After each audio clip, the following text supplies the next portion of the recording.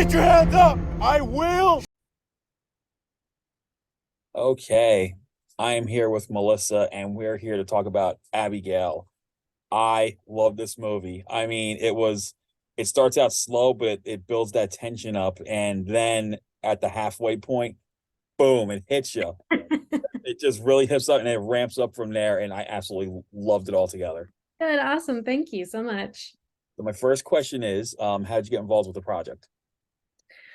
So I knew the writer and the EP from a while back. We had kind of been involved in like some other projects and knew about each other. And we made a short film actually with Ava that starred Ava several months before that. And it turned out great. We had a great time, and Ava and I just really clicked as a director, actress. And so after that, Brian sent me, the EP sent me the script for Abigail that Gunnar had written, and said that they were trying to get this movie launched. They were looking for a director to attach. And I read it and I loved it. And I have such a love for like anything that is like YA fiction. Vampire Diaries was my thing for a long time, and anything on the CW. I also loved that it just had like crazy, kind of quirky, violent elements that were very Tarantino-esque, which Tarantino is one of my favorite directors. So I saw a vision for it, and I really liked it, and I said that I would love to direct it. So we collaborated on it, and then got it launched and got going.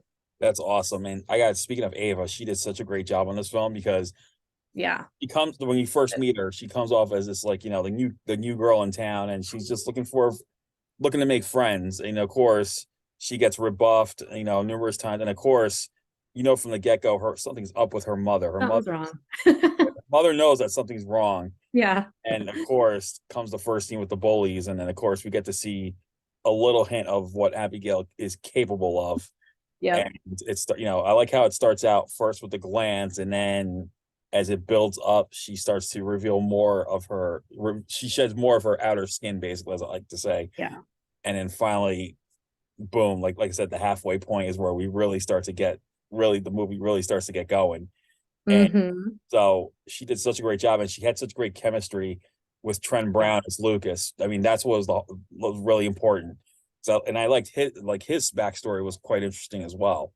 It's like something he was, he came from a broken home, just as and Mm-hmm. of course we get to learn more about him, not just Abigail, but we get to learn more about Lucas as the film progresses, and see Yeah. that these two are actually could be more in common than they think they are.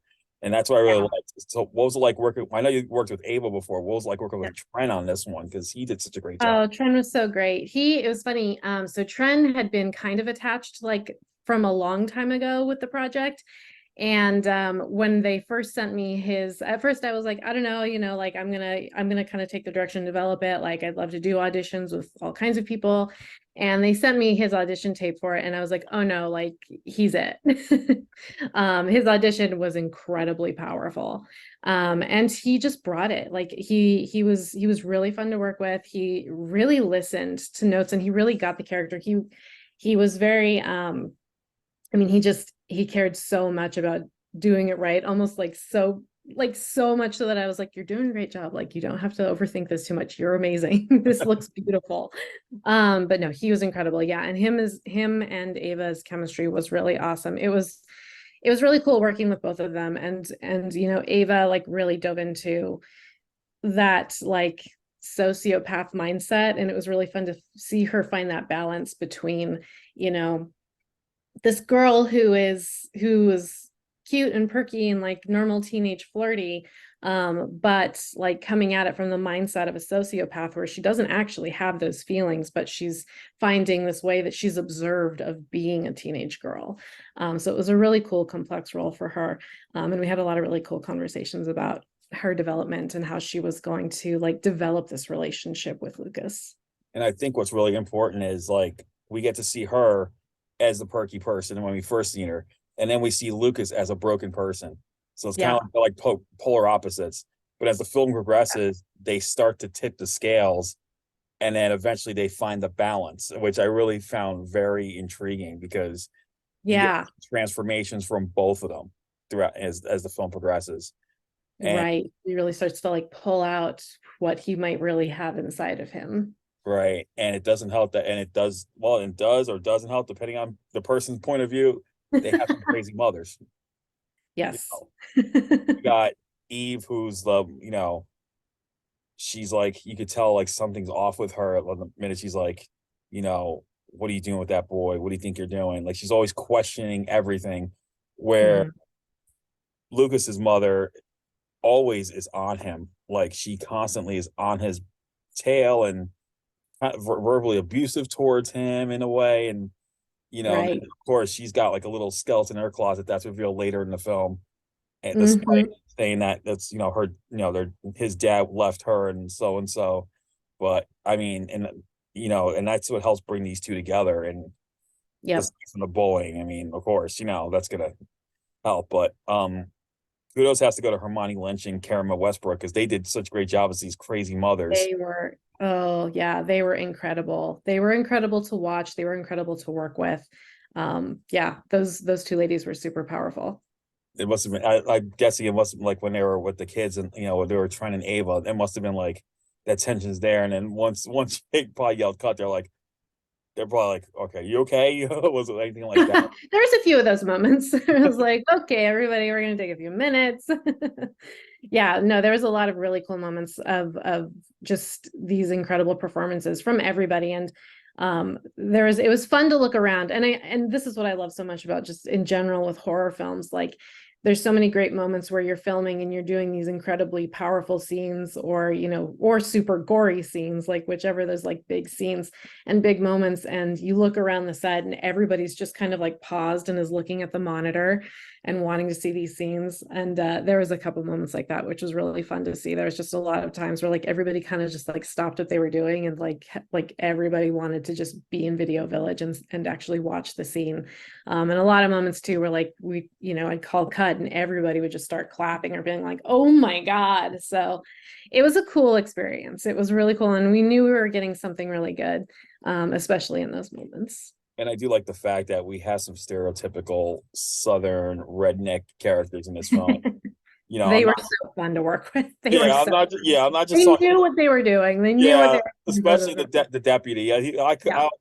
he was like, he's like Dewey. If Dewey lived in the, if, so Dewey from Scream, if Dewey lived in the southeast, it would be this guy, this Yeah. deputy. That's where because he reminded me so much of Dewey, except he's more like, I would say he's a cross between Dewey and like the redneck sheriff that he's like, I would say, example off the top of my head, I would think of Sheriff Hoyt from the Texas Chainsaw Massacre remake.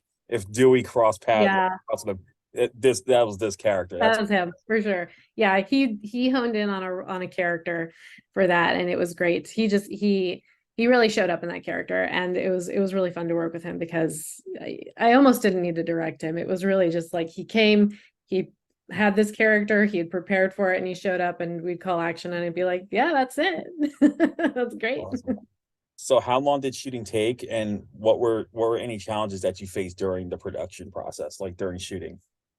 Oh man, so we had about a 15-day shoot, and then we had a couple of pickup days. Some were just like smaller pickups, and there's always kind of like the, oh, we need a hand reaching for a bottle kind of shot. So we had a little bit of that. I mean, challenges are always time and money. That's any set I've ever been on, and it was definitely with this one. This was, there was a lot of overnights with this shoot because it was so much of it was outside at night. So I think getting our crew adjusted to like, Being 3 p.m. to nocturnal. 3 a.m. and 6 p.m. to 6 a.m. kind of days was definitely a challenge. Our AD was really great in how he scheduled. He had like he eased everybody in as well as he possibly could. But those nights are never super easy to do, and it was very cold. Like we'd hit 3 a.m.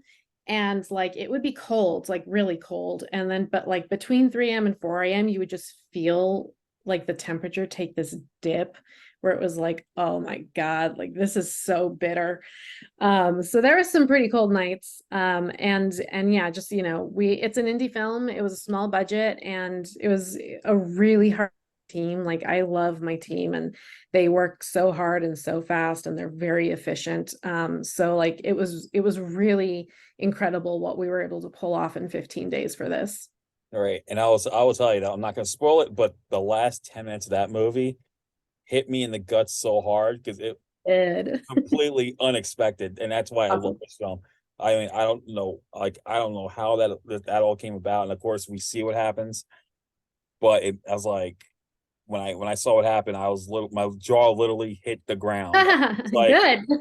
so I'm hoping that when this comes out tomorrow, people will get to see that they'll get to see that. I hope they get the same reaction I did, and I hope so too. Yeah, I hope there's lots of fun moments and fun surprises in this because that's definitely what we were going for. that's awesome. So with that said, is there any new projects in the works that you can talk about? Yeah, so I'm actually in development right now on my next feature called Regression, which is about past life regression hypnotherapy. And it's another horror film. It's a paranormal horror about three college roommates who've recently lost a friend of theirs and are being haunted by something in their home, and soon realize that their friend who died was actually dabbling in past life regression. And somehow in a paranormal way, her past life crossed over into the present life, and now all of their like past lives and who they were to each other are haunting them, and they have to figure out like through like karmic circles how to amend their relationships both in the past and the present. So I'm very excited. I actually with my team just last night, we've spent 3 days nitpicking the script really hard, and we just like last night finished a draft of it, a final draft of it. So that I'm really excited about that. I'm planning on directing that sometime early next year. But yeah, that's in development and in the works right now. That sounds awesome, and I'm definitely gonna check that one out once it's released and everything. I cannot wait to see that one. Yeah, great. I will. Yes, well, you will see it. Awesome. Well, guys, Abigail will be out tomorrow, and anyone who likes a good revenge type flick, but with something a little different, they're gonna want to see this one. And Melissa did a great job on this film, and everyone did. And thank you so Thanks. much for taking the time again to talk about it. Yeah, absolutely. Thank you for having me. All right, you take care and have a good day. Take care. Have a good one. All right, bye bye. Bye bye.